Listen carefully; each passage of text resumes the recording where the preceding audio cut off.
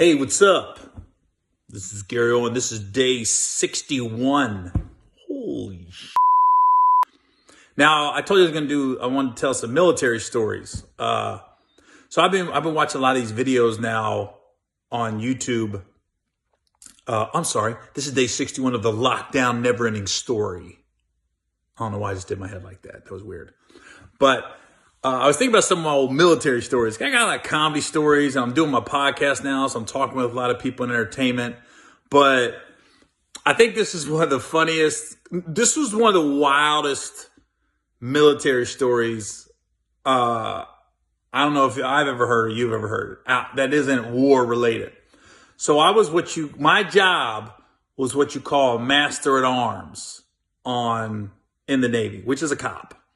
So I got stationed on a ship at one point when I first got to San Diego. Now, I blew out my ACL and I got taken off the ship. I was on the ship for like 4 or 5 months.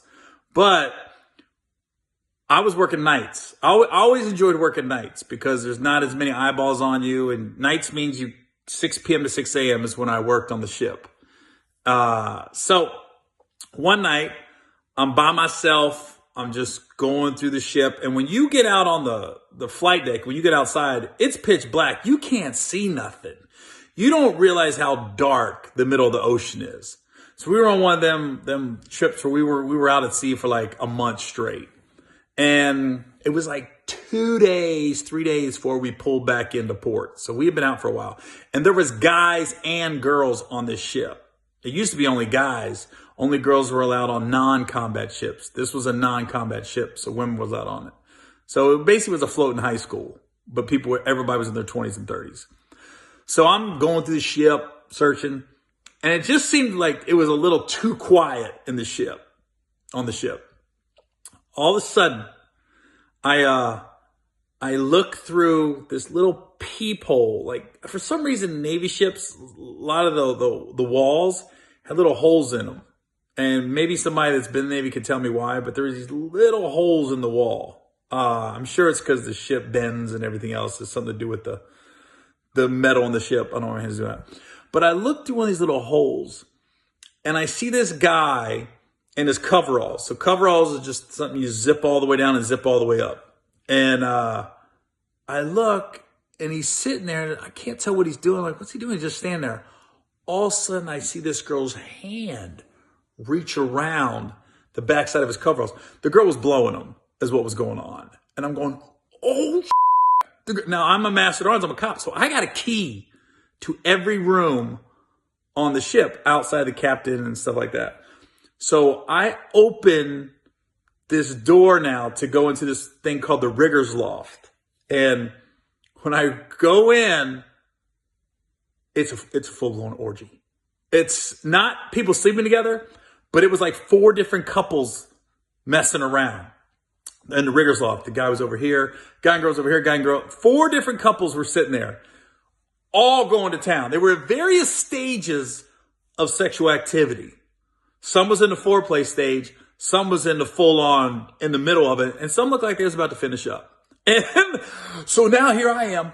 I'm in the middle of the rigger's loft, and I'm by myself. I don't expect to see all these people. I'm thinking I'm going to catch the guy and girl, which, looking back on, I should have just let it go. But I was a cop. You're the cop mentality. I don't know. So now I'm like, oh, and all the couples jump up, oh. And now I'm like, oh, what just happened? So I just tell everybody, stop. Everybody put your clothes on. So everyone zipped up their coveralls. And I said, guys over here, girls over here. So all the guys lined up over here, all the girls lined up over here. Everybody's got their head down, everybody kind of embarrassed, and everybody's calming down. And I just went, all right, guys, go back to berthing. Girls stay here. I don't want you guys leaving together. Of course, I made the guys leave first. And this story isn't going where you think it's going. So the guys left first. And I told them, I said, if you get a call in the morning, you know what it's for. Like, come down to the police station. So now the guys are like, I'm sure in their brain like, oh, fuck. So now the 4 girls are sitting there, and I told them all the girls, I waited like 10 minutes, and I said, all right, now you go. I walked the girls back. No, I didn't. I said, I'm going to walk them back. Here's what happened. I said, I'm going to walk you back to berthing. I said, if you get a call in the morning, you know what happened. As I'm walking the girls out of the rigger's loft, I went, wait. Something right here. I haven't seen the guy that I saw through the peephole. Because I knew the guy. It's a floating high school. You know everybody. So I knew all the guys and girls that was in the rigger's loft that was messing around. And I go, where they at? So I told the girls, go ahead. You guys just go. I said, don't stop at any male birthing. Don't stop anywhere. You just go straight back to birthing. So when I opened the door to go in the rigger's loft, it closed the office door. It went in front of another door. So the rigger's loft is big. And then there was a little side office. So whoever was the chief or the lieutenant of that division, that's where their office would be. So when I kicked the door open, it sat in front of the office door. So the guy that I originally saw that was getting the blowjob, he was in the office, so the door kind of blocked it. So then I noticed it. So then as the girls out there opened the office door, and I said, don't think I didn't know you were in here. And now the two of them are just sitting here like, and so basically I did the same thing. I said, take off. The guy left first and the girl left 10 minutes after him. And so basically I caught 5 couples messing around. Now these weren't couples. These are just 5 guys and 5 girls messing around. And I had a decision to make that night. And I just said, I'm not going to turn anybody in. I didn't want to do the paperwork. And I don't know what's going on in their personal lives. I don't want to be that dude. And I was just like, you know what? Nobody knew. And here I am sweating it like, fuck, if I don't turn them in, I'm going to get in trouble. But I just said, fuck it. I'm not going to turn anybody in. I don't turn nobody in, right? So the ship pulls back into port like 2-3 days later. So when you pull back into port, all the sailors just get off. They're all trying to get home and whatever.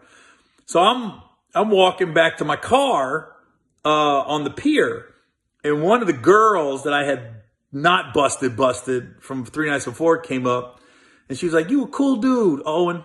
You a cool dude. And I was like, huh? She goes, thanks. You're just a cool dude. I was like, I wonder why I'm cool. And here's where it's funny. For some reason, every time I would go out in San Diego to a bar or nightclub, I would run in to one of the guys that I had busted that night. And he always bought me a drink. Like I wouldn't see him, but a drink would just come my way. And then finally, like 6 months later, I'm at some bar downtown San Diego. I get a drink sent my way, and I went over to the dude. I said, hey, man, you don't have to keep buying me drinks. I said, it's over. I didn't turn you in. You're safe. You're fine. He goes, no, you don't understand, dude. He goes, I'm married. He goes, that would have fucked up my whole life. I got 2 kids. He goes, I'm sorry, blah, blah, blah, it happened. I was like this. Oh, my God. I said, damn. He goes, yeah, you could have really messed up my life. Like, not only would I have been busted down in rate and lost money and everything else and embarrassment, my marriage probably would have been over. And And I was like, oh. But then I was thinking, because I was single at the time. I said, motherfucker, you out every night to be married. Every night I was out. I'd see that dude. But anyways, I just thought it was a funny story where I could have busted a bunch of people, but I let them go. But it was weird because I was like, who joins the Navy and thinks they're going to bust an orgy out? Like, just busting on an orgy. Not an orgy where everybody was together, but everybody had their own little pockets. And if anybody in the Navy knows a rigger's loft, that's a big open space. It's almost like a big garage on the ship. So there was somebody up top, down below. They all had made their sex space comfortable. I don't know where they found the mattresses and the blankets, but they found them. Put them in the rigger's loft. Somebody was on a big thing of rope. I was like, God, how uncomfortable is that on the ass? So anyways, yep, that was old Navy story about Gary busting an orgy.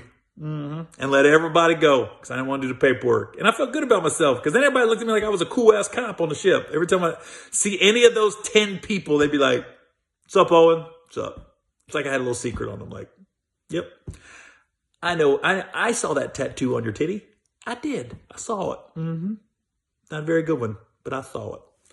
All right, y'all. We'll see you tomorrow, day 62, coming in hot.